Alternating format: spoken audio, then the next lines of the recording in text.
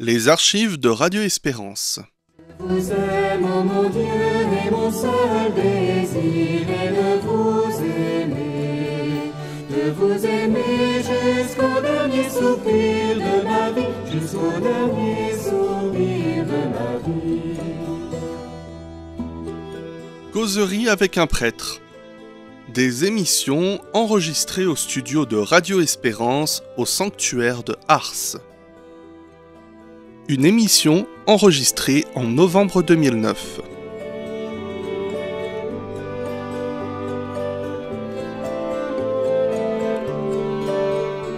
Causerie avec un prêtre, ce soir nous parlerons de la fête de la dédicace. Je me présente, David de Lestapie, je suis séminariste de la Société Jean-Marie Vianney pour le diocèse de Belley-Ars et je suis en 2e année de théologie. Nous passerons 1 heure ensemble en compagnie du Père René Lavore. Bonsoir Père. Bonsoir. Voilà, je vous ai présenté très brièvement, peut-être que vous pouvez rajouter quelques éléments sur cette biographie. Oh, rien de très particulier, non. Étant un prêtre à la retraite, j'ai été accueilli au séminaire d'Ars et j'en suis très heureux pour accompagner les séminaristes. Une retraite dorée, j'allais dire, presque comme un parachute doré, comme on dit quelquefois. Et nous profitons bien de vous et à nouveau ce soir pour cette émission qui nous rassemble autour du thème de la dédicace. Alors, pourquoi parler de la dédicace ? Eh bien, tout d'abord parce que le calendrier liturgique nous invite à fêter à plusieurs reprises une dédicace. Alors, le 25 octobre, il s'agissait de la dédicace des églises dont on ne connaît pas la date de consécration. Le 9 novembre, donc cette semaine, nous avons fêté la dédicace de la basilique du Latran à Rome. Et le 18 novembre, dans quelques jours, nous fêterons la dédicace des basiliques Saint-Pierre et Saint-Paul à Rome. Voilà, alors dédicace, tout simplement, peut-être précisé pour nos auditeurs, vient du latin dedicare et ça signifie dédié, consacré. Alors peut-être une première question, pourquoi fêter une dédicace d'église ou de basilique étant donné qu'on ne fête pas habituellement, on n'a pas l'habitude de fêter la dédicace par exemple ou l'anniversaire d'un bâtiment ou d'une maison? Eh bien, tout simplement parce que nous avons en tant que chrétiens à faire la différence entre ce qui est justement un bâtiment que nous utilisons tous les jours et que n'importe quel membre de la société humaine peut utiliser, alors que l'Église représente plus particulièrement pour les chrétiens, pour ceux qui vivent de la foi au Christ, l'Église représente donc un lieu particulier. Et que par conséquent, si on célèbre des anniversaires, j'allais dire, de la vie humaine et quotidienne, comme par exemple l'anniversaire de la naissance, comme par exemple l'anniversaire d'un mariage, 25, 50, 60 ans de mariage, que sais-je, anniversaire d'une ordination. On peut célébrer ces fêtes d'une manière simplement humaine, c'est vrai. Et même ceux qui ne sont pas chrétiens fêtent aussi les anniversaires. On peut aussi, dans certaines occasions, célébrer un anniversaire social. Par exemple, on a célébré il y a quelques années l'anniversaire de la Révolution de 1789 et cette semaine, nous avons célébré les 20 ans du mur de Berlin, de l'ouverture du mur de Berlin. Dans un contexte chrétien, que fête un chrétien ? Eh bien, je crois qu'il fête l'intervention de Dieu dans sa vie. Le baptême est une intervention de Dieu dans notre vie. Et je me permets quelquefois de poser la question, nous célébrons l'anniversaire de notre naissance humaine, combien d'entre nous pensent à célébrer l'anniversaire de leur naissance en Dieu à travers la grâce du baptême? Et pourtant, cette célébration est sans doute importante et peut-être, et même, je crois, il faut le dire, une célébration plus importante encore que notre naissance, naturelle, car cette naissance à la grâce nous conduira jusqu'à la fin de notre vie au bonheur éternel. Alors, pourquoi célébrer l'anniversaire de la consécration de certaines églises ou d'un certain nombre d'églises? Eh bien, tout simplement, pour vivre ce moment où Dieu a pris, pour ainsi dire, possession de ce lieu d'une église au cœur de la société, au cœur de l'humanité, et où il a voulu et où il veut en faire un lieu où on peut le rencontrer. Un lieu où les chrétiens rassemblés peuvent dire « je crois, nous croyons ». Et célébrer l'anniversaire de la dédicace de la consécration d'une église me semble être une occasion de redécouvrir aujourd'hui, plus que jamais, le sens de l'Église. Mais je précise, le sens de l'Église avec un « E » majuscule, c'est-à-dire l'assemblée des chrétiens dans l'ensemble de l'univers, et l'Église avec un petit « E » minuscule qui rappelle le bâtiment matériel qui est consacré. Je crois qu'aujourd'hui, on peut dire qu'il y a quand même une grande inculture et une grande ignorance parmi tous les gens qui rentrent dans les églises, qui visitent les églises aujourd'hui. Et c'est bien. Il y en a combien qui sont capables de donner un nom aux différents objets qu'ils voient, qu'ils rencontrent dans l'église. Et avec ça, je me permets d'ajouter qu'il y a un débat qui revient souvent en France, c'est sur l'état de certaines églises qui nécessiteraient des gros travaux d'entretien, et on se demande s'il ne faut pas en supprimer certaines. Et d'ailleurs, on en rase certaines qui sont dans un état trop délabré, qui sont très peu fréquentées, etc. On voit à chaque fois quand même une réaction qui va au-delà du peuple chrétien. Une réaction des personnes de la commune ou du quartier qui voient bien que cette église risque de disparaître, et ça crée quand même une réaction, souvent une émotion. Oui, exactement. Et je crois justement que c'est peut-être une occasion de redire à toutes les municipalités et à toutes les organisations d'une commune, quelle que soit, j'allais dire, leur pensée, je crois qu'il est important de leur redire un grand merci. C'est quelque chose qui compte énormément aujourd'hui. Il faut que les églises restent des signes. Mais, attention, il ne suffit pas de restaurer une église, aussi belle soit la restauration, si je ne vis pas, si nous ne vivons pas à l'intérieur de cette église. On pleurniche. Aujourd'hui, un certain nombre de chrétiens pleurnichent sur les églises vides, le manque de prêtres, etc. Et pour un certain nombre, eh bien, on va à l'église parce qu'on en a besoin pour soi. Mais il n'y a pas toujours ce don, ce temps de soi-même pour vivre en communauté avec des frères chrétiens dans l'Église. Dans un monde comme aujourd'hui, je crois que beaucoup de chrétiens vivent et tentent de vivre une foi individuelle. Nous sommes dans un monde individualiste, c'est certain. Et le danger, c'est de vivre de la même manière au niveau chrétien. Or, justement, ce n'est quelque chose qui n'est pas possible. Pourquoi?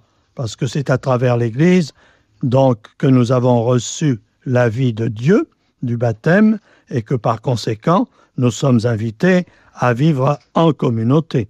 D'ailleurs, même dans la réalité humaine, comment pouvons-nous vivre véritablement, humainement, dans tous les sens du mot, si nous sommes individualistes?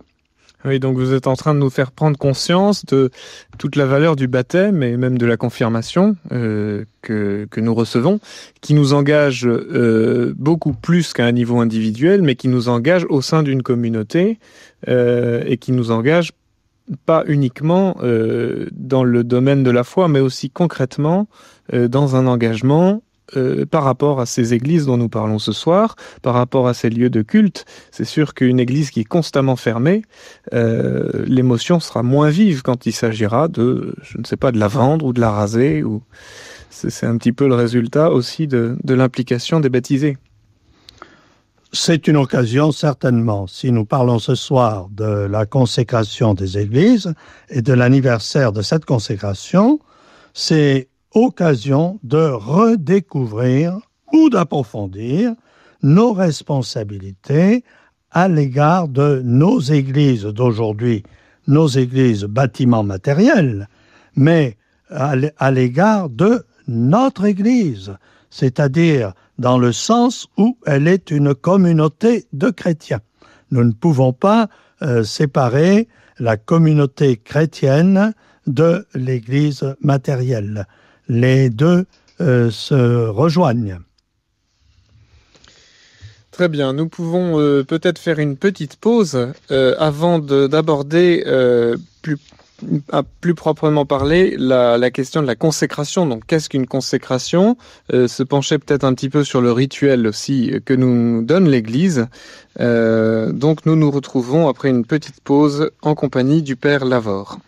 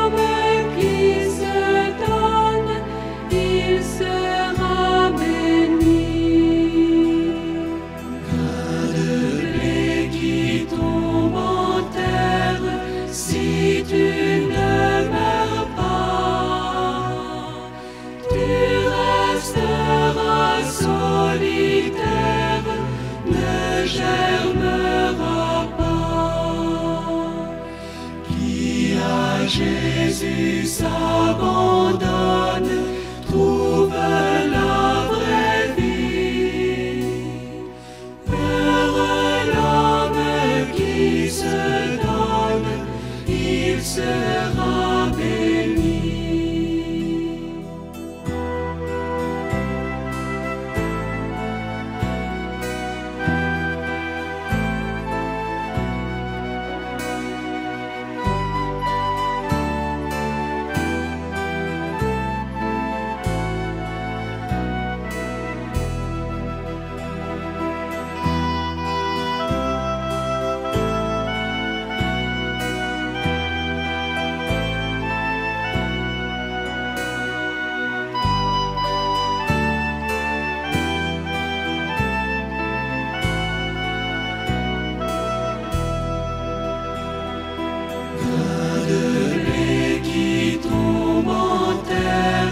Si tu ne meurs pas, tu resteras solitaire, ne germeras pas.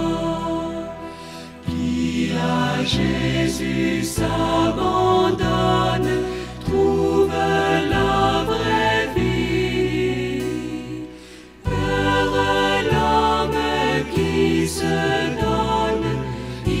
sera béni. Grain de blé qui tombe en terre, si tu ne meurs pas, tu resteras solitaire, ne germeras pas. Qui à Jésus s'abandonne trouve la vraie vie. Heureux l'homme qui se... Vous écoutez une émission Causerie avec un prêtre, donnée en direct depuis le studio de Ars en novembre 2009. Radio Espérance, ce soir, causerie avec un prêtre. Alors, Père, nous étions en train de parler de la dédicace. Nous avions un petit peu vu pourquoi est-ce que il y avait cette fête dans l'Église. Donc le sens un petit peu de cet anniversaire finalement, mais aussi le sens pour nous de ce bâtiment Église. Donc l'Église avec un petit E, comme vous l'avez précisé. Alors peut-être un autre point peut être intéressant, c'est sur ce mot de consécration. Qu'est-ce que signifie consacrer une église? Parce qu'on voit bien ce que signifie se consacrer soi-même, se consacrer à Dieu, par exemple, en répondant à une vocation sacerdotale ou religieuse. Mais que signifie consacrer une église? Alors, la première chose que je dirais, c'est que une consécration d'église, ça n'a rien à voir avec l'inauguration d'un monument, l'inauguration d'une rue, l'inauguration d'un bâtiment, d'une salle polyvalente, etc. Donc il n'y a pas de ruban à découper, par exemple. Voilà, on ne découpe pas de ruban. Il n'y a pas de discours de félicitations, des remerciements peut-être, mais chacun ne passe pas son temps à se congratuler, à se féliciter. Et la consécration d'une église ne consiste pas non plus simplement à partager le pot de l'amitié, même si cela peut faire partie de la fête, c'est évident. Une consécration d'église, eh bien, que signifie le mot consécration? Comme ça vient d'être rappelé par David, le mot consécration, c'est peut-être une remise de nous-mêmes à Dieu. Je crois que on peut dire ceci d'une manière générale, une consécration, c'est Dieu qui met ou veut mettre à part un objet ou quelqu'un, une personne. C'est Dieu qui a l'initiative. Et j'allais dire qu'il ne faut pas oublier cela. Nous nous consacrons, c'est vrai, à Dieu, mais c'est Dieu qui nous appelle à nous consacrer et c'est encore lui qui nous aidera à vivre cette consécration. Mettre à part, qu'est-ce que ça veut dire? Mais dans chacune de nos vies, il y a un certain nombre de choses que nous mettons à part. Par exemple, dans notre appartement, il peut y avoir un endroit que nous appelons un appartement réservé pour nous, dans lequel tout le monde ne rentre pas. Il peut y avoir aussi dans notre vie, dans notre temps, il peut y avoir des moments qui sont mis à part et ces moments, ils sont consacrés, ils sont à part d'une certaine manière dans l'ensemble de notre vie quotidienne. Alors, la consécration d'une église, si vous voulez, c'est d'abord la mise à part, la consécration d'un peuple. Ce qui compte dans la consécration d'une église, ce n'est pas d'abord la bénédiction de l'église, c'est la bénédiction des gens qui viennent dans l'église. Et c'est là ce qui est marqué très particulièrement à travers le nouveau rituel de consécration, c'est que l'évêque qui va consacrer l'église ne va pas commencer par bénir les murs, il va bénir d'abord tous les fidèles qui sont là. C'est d'abord les fidèles qui sont là. Pourquoi? Parce que l'église, c'est d'abord un peuple, et un peuple de tout venant. Et le peuple de ceux qui croient au Christ. Alors quand je dis peuple de tout venant, évidemment, on peut inclure les architectes, les maçons, les ouvriers, tous ceux qui ont travaillé à l'édification de l'Église matérielle. Une consécration d'Église, c'est un peuple de croyants qui accepte de mettre à part dans sa vie un temps pour célébrer Dieu, pour adorer Dieu gratuitement, en prenant conscience que si l'Église existe aujourd'hui, si les Églises existent aujourd'hui, eh bien c'est parce qu'elles sont un don de Dieu. Et c'est Dieu qui a pris l'initiative. Et il y a un texte de l'Évangile dans lequel Jésus dit « Je bâtirai mon Église ». C'est dans le chapitre 16e de Saint Matthieu. Dieu va lui-même d'abord se réserver le peuple de croyants et en même temps, c'est lui qui va aider ce peuple de croyants à se construire. Vous savez, de temps en temps, nous faisons des erreurs sur ce terrain. Nous disons que nous construisons l'Église, nous les chrétiens. Oh, attention, c'est Dieu qui construit l'Église avec nous. Si je peux reprendre le parallèle avec le baptême, c'est Dieu qui me choisit.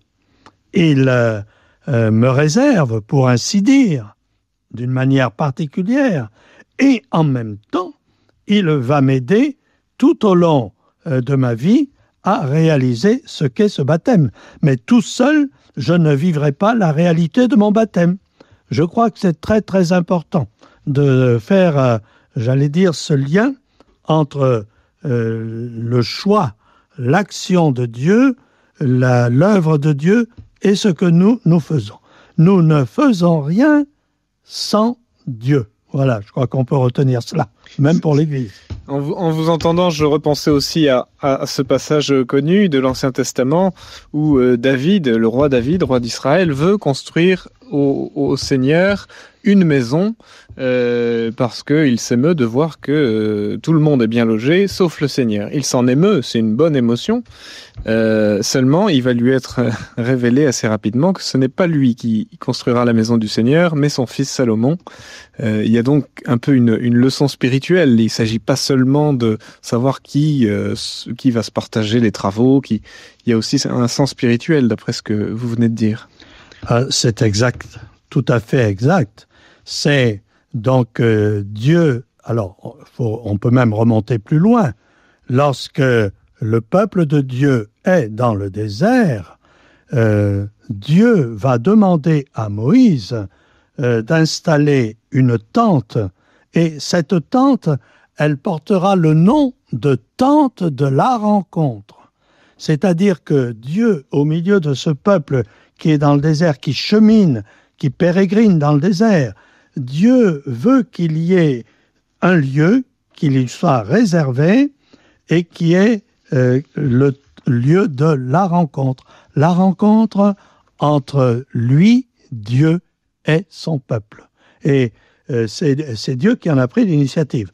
Et ce sera pareil pour donc David dont on vient de parler. Et oui, ce qui explique aussi que dans une église, on n'est pas dans un lieu comme un autre, on y reviendra peut-être un petit peu après. On peut d'ores et déjà préciser pourquoi est-ce qu'on apprend aux enfants du catéchisme, ou on essaye de leur apprendre du moins, à se signer de l'eau bénite, signe du baptême, qui nous rappelle ce baptême que nous avons reçu, qui nous a fait enfants de Dieu, et aussi cette génuflexion quand la présence réelle est là, et aussi ce silence qu'on essaye de garder dans l'édifice, et aussi ce respect de l'autel que l'on a quand on passe devant l'autel. Il est bon de faire une inclination, par exemple. C'est aussi tout ça peut-être qui marque la consécration d'une église. Oui, c'est-à-dire que on ne rentre normalement, même si on n'est pas chrétien, normalement, on devrait pouvoir rentrer dans une église d'une manière différente que lorsque on rentre dans le hall de l'aérogare, ou de la gare tout court. Il y a une manière de rentrer dans une église, précisément parce que ce lieu nous rappelle qu'il est un lieu réservé et que par conséquent, j'apprends à ne pas rentrer avec mes 2 sabots dans quelque chose qui est réservé et qui est consacré. Mais j'insiste beaucoup pour dire que la prière de consécration d'une église rappelle que l'église est un signe de l'alliance entre Dieu et un peuple. C'est un signe d'alliance. L'église, c'est le signe d'un temple vivant, dont nous, les chrétiens, nous sommes les pierres vivantes.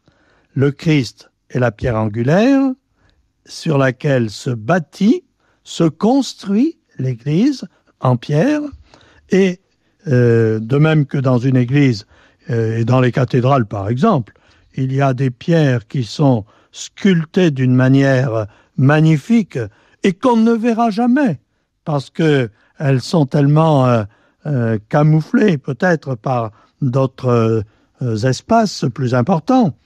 Eh bien, chacun dans l'Église est une pierre vivante. Et ces pierres vivantes, elles sont unies par la foi et elles sont cimentées par la charité. Cimentées par la charité. Il y a c'est une très belle image que cette Église construite de pierres vivantes, cimentée par la charité. Voilà ce que devrait être l'Église au milieu de nos cités. Et quand vous dites l'Église, c'est l'Église au sens large, parce qu'il y a cette Église visible, évidemment, mais il y a aussi cette Église invisible, qui est assez merveilleuse quand on y pense. Mais c'est vrai que du coup, l'Église devient aussi un lieu privilégié d'une rencontre avec tous ces saints, tous ces martyrs qui nous ont précédés, et aussi tous les anges qu'on a fêtés là, cet automne, fin septembre, début octobre. Il y a aussi cette rencontre avec nos grands frères dans la foi, si je puis dire. Oui, le mystère de l'Église est très grand, et c'est saint Paul lui-même qui le dit. Le mystère de l'Église, nous ne pouvons pas le saisir avec notre intelligence. Le mystère de l'Église, c'est donc le Christ, c'est l'Église visible de la terre, mais c'est aussi l'Église invisible de ceux qui déjà sont en plénitude, vivent en plénitude avec le Christ. L'Église, c'est déjà aussi l'anticipation de la vision de bonheur éternel avec notre Dieu. Et c'est pourquoi, comme on le disait tout à l'heure, cet espace dans lequel nous rentrons doit être cet espace dans lequel déjà, intérieurement, nous pouvons nous préparer à cette rencontre avec Dieu ici-bas. Et une rencontre qui sera totale à la fin de notre vie, dans l'éternité. C'est très très beau. Et l'Église aussi, alors on l'a souligné, on a parlé des martyrs. Et c'est pourquoi, quand on consacre une Église, on met des reliques dans l'autel de l'Église. Et puis on va marquer d'une croix, on marquera les 12 piliers de l'Église, qui rappelle que l'Église est fondée sur les 12 apôtres. Il y a beaucoup d'images, beaucoup de gestes à l'intérieur d'une consécration d'Église qui parlent au cœur d'un chrétien et qui l'invitent à rentrer dans la profondeur d'un mystère. Oui. Nous, à Ars, on a eu la grâce d'avoir la consécration d'une chapelle il y a 2 ans. Nous avons eu aussi la consécration d'un autel plus récemment.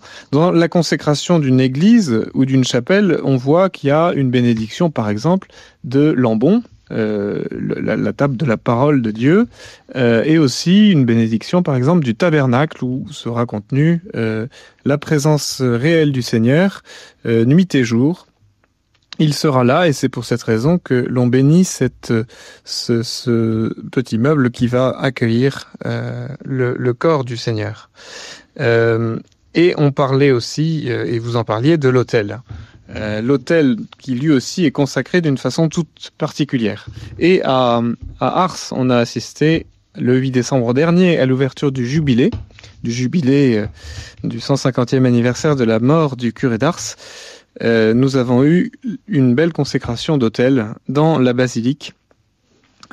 Donc une très belle cérémonie où on a vu justement cette belle œuvre d'art qui a été réalisée, c'est peut-être important de le préciser, par Monsieur Rudelli, qui était un ami personnel de Paul VI et qui a accepté dans sa retraite de se remettre au travail pour le sanctuaire d'Ars, pour cette grande occasion. Et c'est vrai, quand on voit cette œuvre massive, bon, alors on aime ou on n'aime pas, c'est toujours un petit peu la subjectivité de l'art, mais en tout cas, il y a une recherche incontestable de beau et d'élévation vers Dieu quand on voit cet autel. Peut-être que on peut en prendre les éléments principaux pour nos auditeurs. Alors, la consécration de l'autel, donc l'autel est au centre de l'Église. Et on peut dire aussi d'une certaine manière que l'Église n'est consacrée que dans la mesure où il y aura la consécration de l'autel. Cette consécration de l'autel s'accomplit essentiellement d'ailleurs depuis la primitive Église. Il s'accomplit essentiellement par la célébration de l'Eucharistie. Et par le seul fait que la messe a été célébrée sur un autel, l'autel devient saint. Il a reçu le corps et le sang du Christ et il est consacré par la célébration de l'Eucharistie. Ceci dit, depuis des siècles aussi, l'Église prend toujours le temps de déployer la signification de la sainteté, de la consécration d'un objet ou d'un sacrement. Je reviens au baptême. Le signe essentiel du baptême, c'est quand le prêtre dit et verse l'eau en disant « Je te baptise au nom du Père et du Fils et du Saint-Esprit ». L'enfant est baptisé, il est fils de Dieu. Mais l'Église a jugé opportun, alors, de prévoir un vêtement blanc pour l'enfant, de marquer l'enfant de l'huile du Saint-Crème, de lui remettre un cierge allumé, etc. Eh bien, pour la consécration d'un autel, l'essentiel va être déployé aussi, alors, quand c'est la consécration solennelle, donc, par des rites tels que, justement, l'onction du Saint-Crème, l'huile sainte parfumée qui rappelle le Christ. C'est ça le mot crème, hein? C-H-R-E-M-E. Quelquefois, pour les enfants, c'est important de le préciser. Et donc, l'onction du Saint-Crème... toute la surface de l'autel, l'autel dans son intégralité, voilà. Toute la surface supérieure est aspergée complètement de Saint-Crème. Voilà. Et donc, ensuite, il va y avoir l'encensement de l'autel. L'encensement de l'autel, l'encens, cette fumée, symbole de prière, qui est réservée à Dieu et qui est réservée à ceux qui sont marqués, choisis par lui. Hein. Et puis, il y aura l'illumination de l'autel, les cierges, etc. Et il y a la parure de l'autel avec les nappes. Et l'autel, alors là, j'en profite pour le dire, l'autel, ce n'est pas une table de repas. L'autel, c'est une table sacrificielle, c'est-à-dire une table sur laquelle s'accomplit sacramentellement le sacrifice de Jésus, mort et ressuscité. N'oublions pas cela. Un autel, ce n'est pas une table.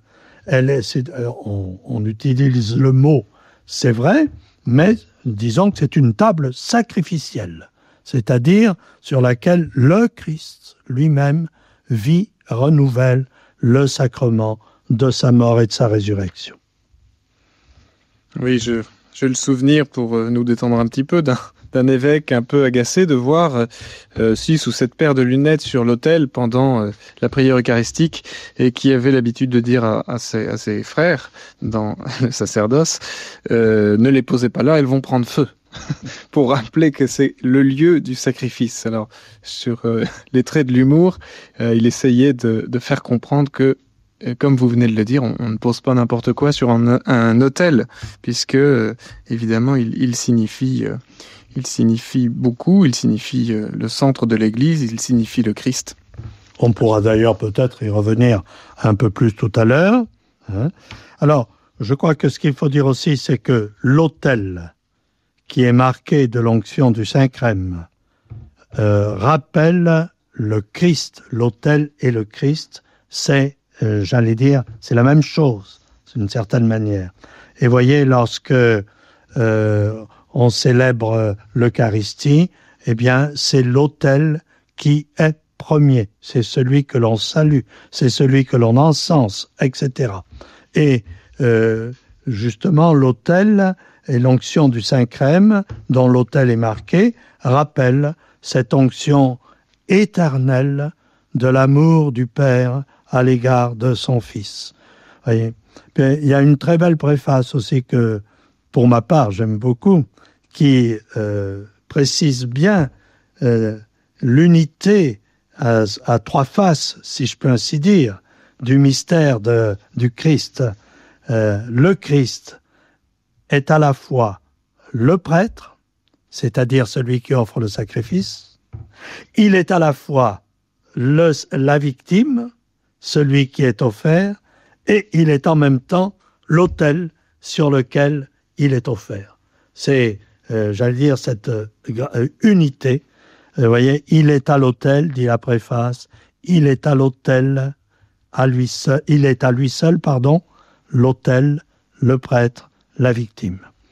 Et puis, il faut dire aussi que l'autel, eh bien, c'est cette source d'où jaillissent les fleuves d'eau vive pour que les chrétiens viennent à leur tour à l'autel s'offrir spirituellement, s'unir à l'offrande du Christ.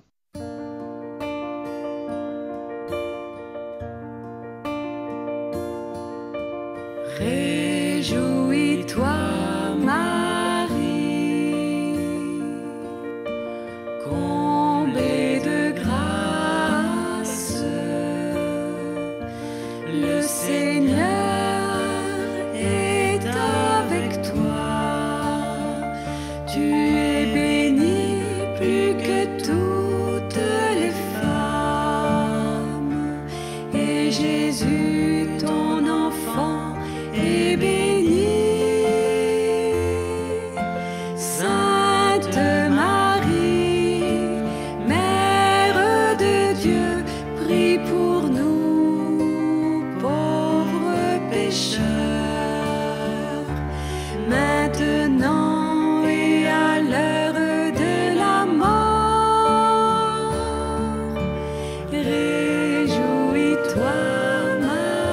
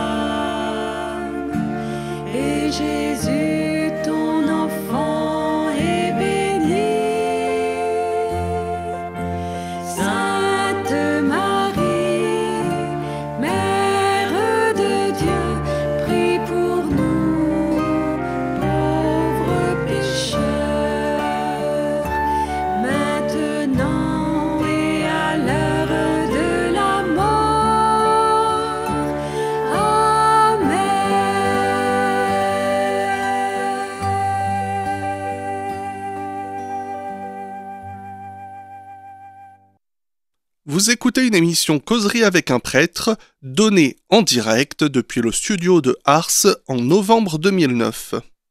Radio Espérance, ce soir Causerie avec un prêtre. Alors Père Lavore, nous parlons ce soir de la dédicace et de la fête de la dédicace. Alors nous avons eu un certain nombre de questions qui nous ont été posées pendant notre échange. Une question d'Anne-Marie qui demande, donc c'est plus en rapport à ce qu'on a pu dire au début de l'émission, ne serait-il pas plus important de former les pierres vivantes que de fonder des bâtiments magnifiques?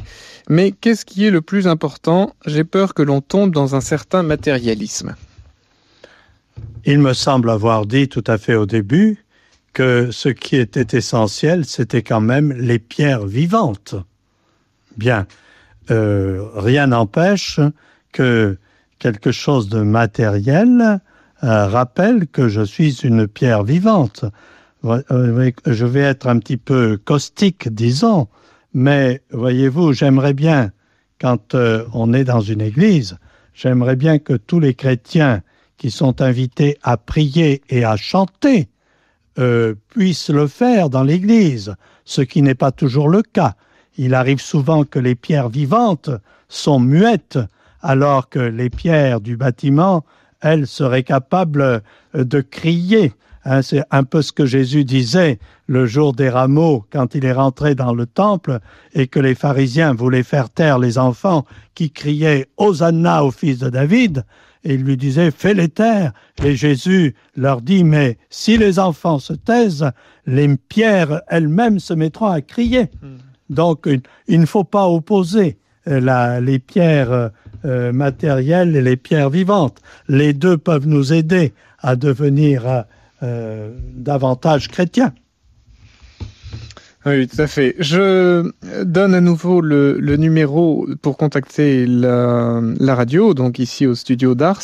C'est le 04 74 00 78 79. Alors, une autre question nous a été posée, justement, au sujet de l'alliance avec l'Église. Vous l'avez pas mal abordé, mais un auditeur anonyme voudrait savoir ce que vous entendez par cela. L'alliance avec l'Église. Donc, c'est d'abord l'alliance, c'est l'Église qui est le signe, qui est le symbole de l'alliance de Dieu et de son peuple. Hein? Je crois que ça me paraît très simple, hein? Non? Oui, puis ce thème de l'alliance, on le retrouve en continu dans toutes les Écritures. L'Ancienne Alliance, évidemment, avec Abraham, avec Moïse, et puis la Nouvelle Alliance scellée par Jésus-Christ, que l'on vient rencontrer justement dans une église. Enfin. Et que l'on rencontre précisément dans la célébration de l'Eucharistie. Ceci est mon sang versé, le sang de la nouvelle et éternelle alliance, etc. Voilà. Non, je crois que c'est l'Église, elle est signe de cette alliance voulue par Dieu et créée par Dieu entre lui et son peuple. Oui, tout à fait. Très bien. Alors, juste avant la pause, nous avions pas mal parlé de l'autel. Je crois que nous avons dit un certain nombre de choses. Alors justement, à propos de l'autel, une autre question nous a été posée par Jacques. Est-il possible de poser un beau bouquet de fleurs, il précise, sur un autel consacré?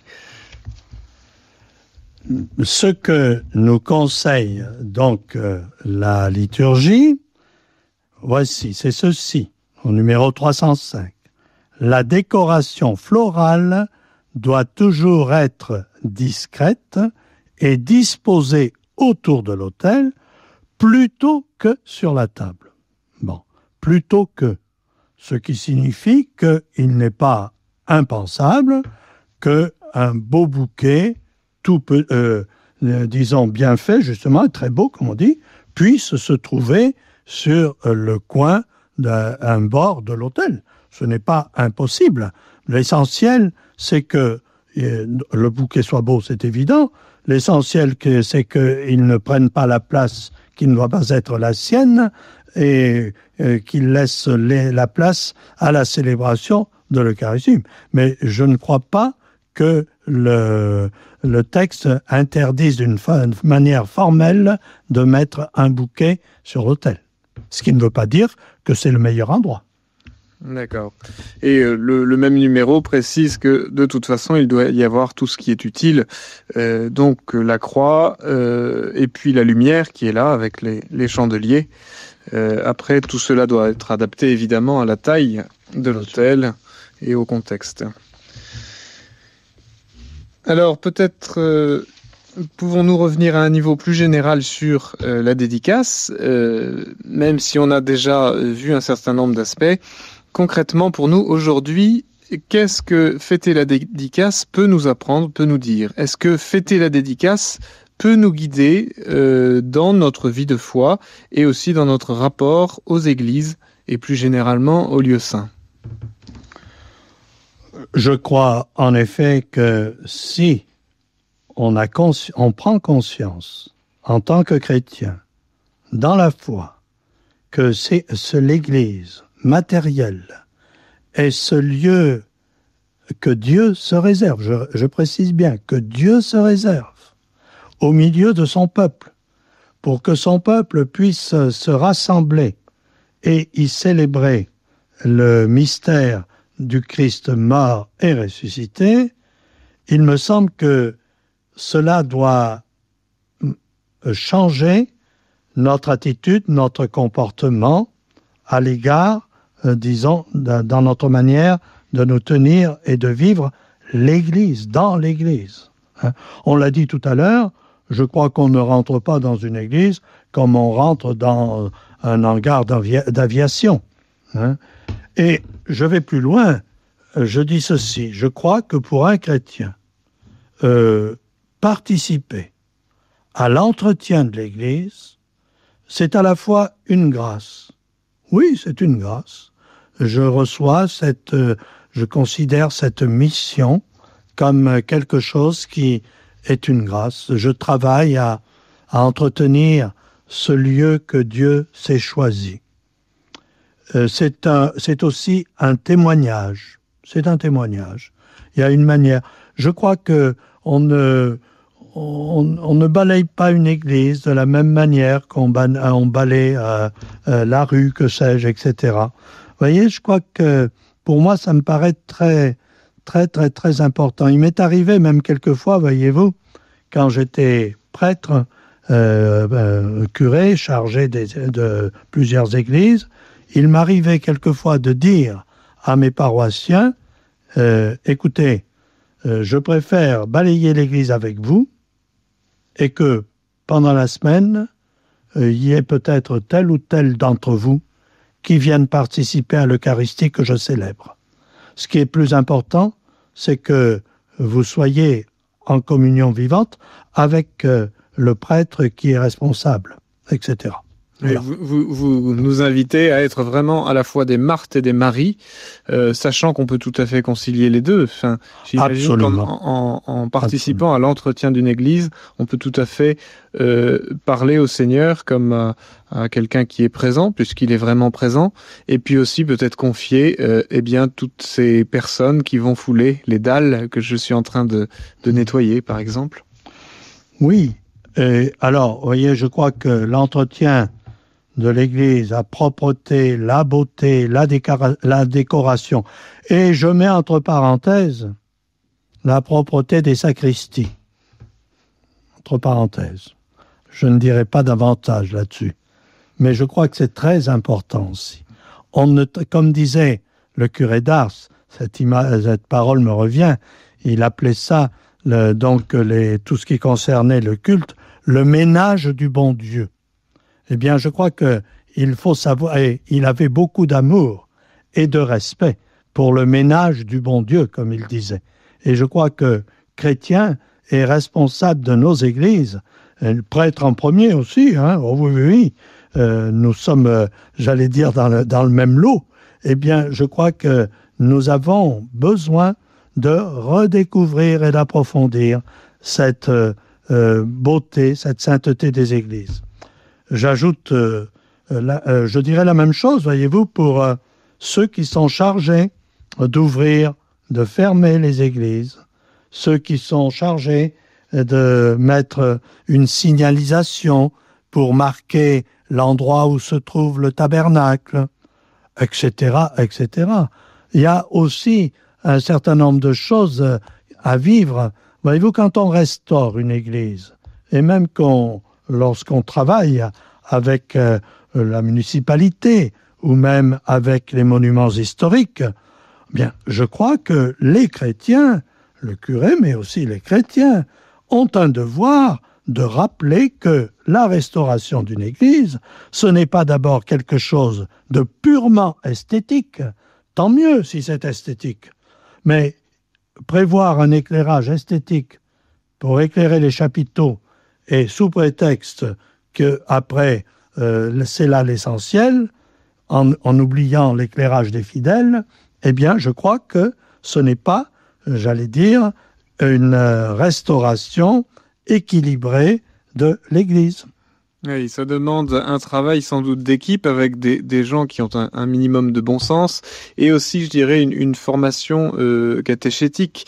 Réaménager une église, revoir l'éclairage, c'est évidemment aussi lié à la foi et à la façon dont nous pratiquons et dont nous aidons les autres à pratiquer. Je veux dire par là peut-être que de temps en temps, on n'a pas nécessairement besoin que de personnes de bonne volonté, mais aussi de personnes compétentes qui ont certaines connaissances dans le domaine de l'art, dans l'histoire de l'art, dans les aménagements, dans les textes officiels de l'Église qui sont clairs et qui sont nombreux, avec de nombreux rappels, etc. On n'est pas en train de réaménager son salon ou sa chambre. De toute façon, dans chaque diocèse, il y a un organisme responsable donc de la restauration et de l'aménagement des églises. Et que par conséquent, un curé ou une équipe paroissiale qui veut restaurer son église doit prendre contact avec cet organisme justement composé de prêtres et de laïcs compétents. Alors, pour ce qui concerne l'entretien de l'autel, on en a déjà dit un mot tout à l'heure, donc je redis que ce n'est pas une table de salle à manger, ce n'est pas un bureau sur lequel on doit trouver tous les documents dont on aura besoin, les livres de chant, etc., que sais-je. On parlait tout à l'heure de la décoration. Mon Dieu, quelquefois, ces bouquets fanés, qu'ils soient devant l'autel, et a fortiori dessus, mais où ils ne devraient pas être, ni devant, ni dessus, ces bouquets fanés. De temps en temps, il faut savoir se poser la question. Est-ce que dans ma maison, j'accepterais d'accueillir quelqu'un avec des bouquets fanés? Je crois que tout de suite, la réponse doit se trouver au fond de nos cœurs. Pareil pour les luminaires. Et puis alors, la beauté aussi des nappes. Comment ne pas dire merci à toutes ces personnes, ces femmes plus particulièrement, qui entretiennent le linge de l'Église. Quel plaisir, j'allais dire, quelle joie pour un prêtre de célébrer la messe sur un autel avec du linge nickel. Ah oui, digne du Seigneur. C'est vraiment un travail de l'ombre. Nous, on en fait l'expérience au séminaire d'Ars. Beaucoup de personnes sont dévouées et certaines sont particulièrement spécialisées dans ces linges d'autel. Et on ne les voit pas à l'œuvre, mais ce qu'on voit, c'est le résultat qui est souvent irréprochable. Et c'est une grâce qu'elles reçoivent de faire ça. Je dis une dernière chose, aussi en fait 2 choses, je me permets. Ne pas avoir peur de l'encens. Oh, on en a peur. Non, ça fait partie, j'allais dire, de la signification de la sainteté, de la grandeur de Dieu et de la sainteté des chrétiens. Les chrétiens sont encensés aussi, etc. Bon, autre chose, veillez, me semble-t-il, à ce que la banalité ne s'installe jamais dans nos églises et que tous les dimanches et les fêtes ne se ressemblent pas. On ne décore pas l'église de la même manière à Noël que dans n'importe quel dimanche de l'année. Il faut savoir utiliser tout ce qui fait partie, j'allais dire, de la diversité du culte chrétien et des fêtes pour traduire extérieurement par la décoration la beauté de nos églises et du culte chrétien. Et dernière chose, j'allais dire, l'anniversaire d'une église, d'une consécration. Pourquoi ça ne serait pas l'occasion d'une fête paroissiale ? Tout à fait. Et en vous écoutant, je pensais aussi à ce sujet qui nous est cher, évidemment, c'est celui de l'évangélisation. Et je pensais à ces grandes figures qui se sont converties littéralement dans une église. Je pense à Paul Claudel, je pense à André Frossard. Pour l'un comme pour l'autre. Pour l'un, c'était à la cathédrale Notre-Dame de Paris. Pour l'autre, c'était dans une chapelle des Sœurs Réparatrices qui était en adoration.